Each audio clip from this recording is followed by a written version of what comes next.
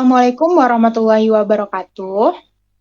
Kami dari kelompok 6 ingin mempresentasikan hasil diskusi kami mengenai teks proposal penelitian dan teks proposal kegiatan.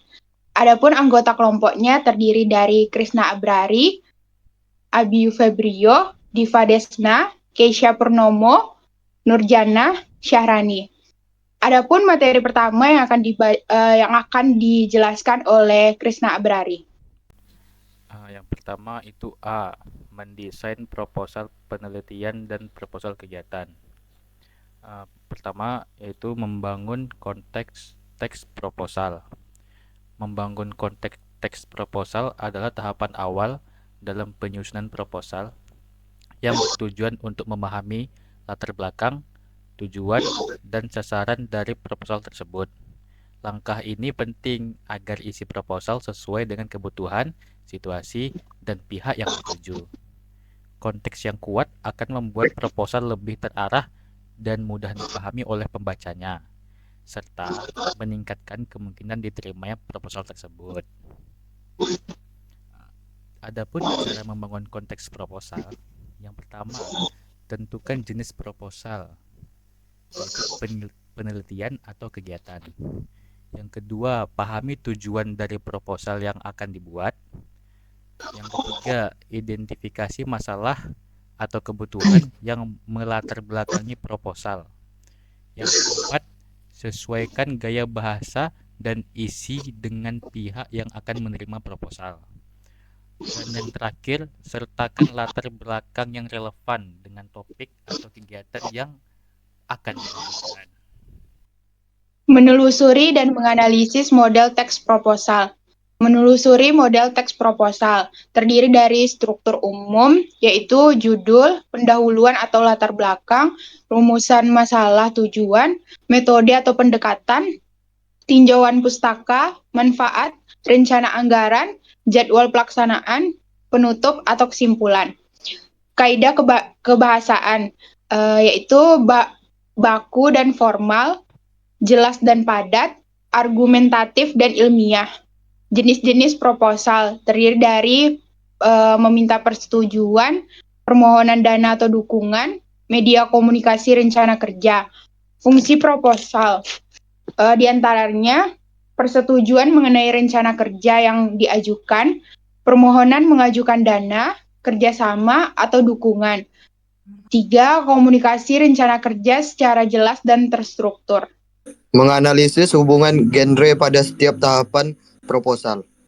Menganalisis hubungan genre pada setiap tahapan proposal berarti memahami struktur dan jenis teks yang digunakan dalam setiap bagian proposal, seperti pendahuluan, tujuan, metode, dan penutup.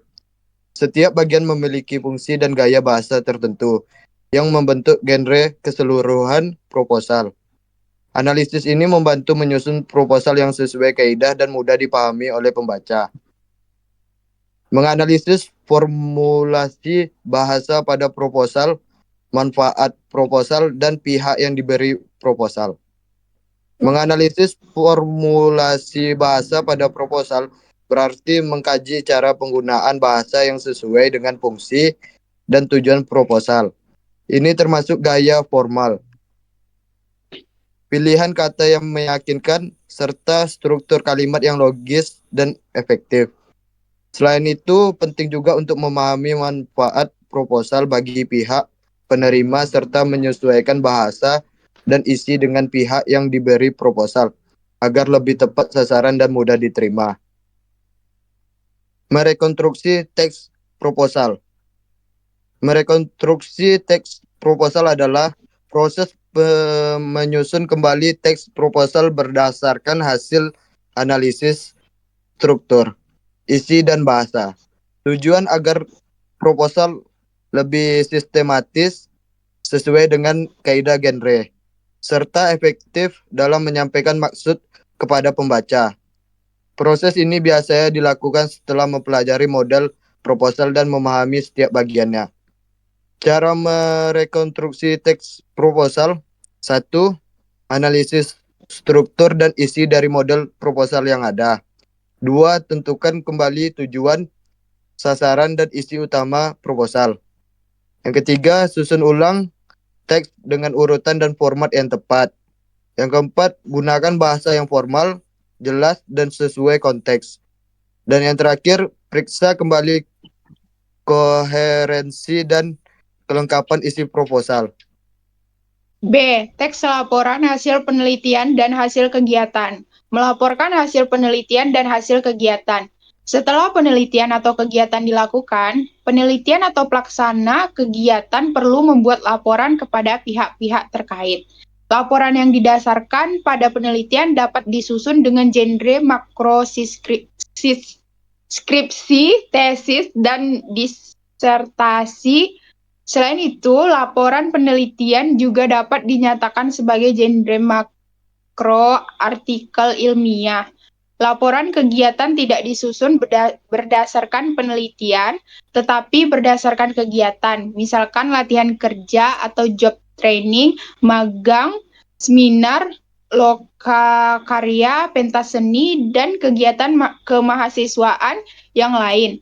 Terdapat dua jenis laporan, yaitu laporan kegiatan secara umum dan laporan kegiatan yang berupa tugas akhir. Menelusuri model dan menganalisis teks laporan. Menelusuri model teks laporan. Model teks laporan memiliki struktur berikut adalah struktur umum teks laporan. Yang pertama, pernyataan umum atau klasifikasi. Menjelaskan hal umum tentang objek yang akan dilaporkan. 2. Deskripsi bagian. Menjelaskan bagian-bagian, perilaku, atau fungsi dari objek tersebut. 3. Penutup, opsional, kesimpulan atau rangkuman dari laporan. Tidak semua teks laporan menyertakan bagian ini. Ciri-ciri teks laporan. Yang pertama, bersifat ilmiah dan objektif. Yang kedua, ditulis berdasarkan fakta. Yang ketiga, menggunakan bahasa baku dan jelas. Yang keempat, disusun sistematis dan logis. Menganalisis hubungan genre pada setiap tahapan teks laporan. Menganalisis hubungan genre pada teks laporan artinya memahami jenis teks di setiap bagian laporan dan fungsi dalam penyampaian informasi faktual secara sistematis. Pertama, pernyataan umum genre informatif memberi gabungan awal aspek yang dilaporkan. Genre deskripsi objektif menjelaskan ciri dan fakta objek. Penutup opsional. Genre rekapitulatif menyimpulkan isi laporan. Merekonstruksi teks laporan. Proses menyusun ulang teks laporan agar lebih jelas, lengkap, terstruktur, dan sesuai tujuan, mencakup perbaikan bahasa, isi, dan format. Yang pertama ada tujuan rekonstruksi, yaitu memperbaiki struktur, menyempurnakan isi, menyesuaikan bahasa dengan audiens, meningkatkan keterbacaan. Selanjutnya langkah-langkah rekonstruksi. Yang pertama, pahami teks asli. Yang kedua, identifikasi kekurangan. Yang ketiga, susun ulang struktur, yaitu judul, pendahuluan, isi, penutup. Yang keempat, perbaiki bahasa dan gaya. Yang kelima, sunting dan baca ulang. Berikut ini adalah kuis dari kelompok kami. Untuk yang sudah menonton bisa menjawab kuis ini sebagai pembelajaran. Sekian dari kelompok kami. Lebih dan kurang kami mohon maaf. Terima kasih. Assalamualaikum warahmatullahi wabarakatuh.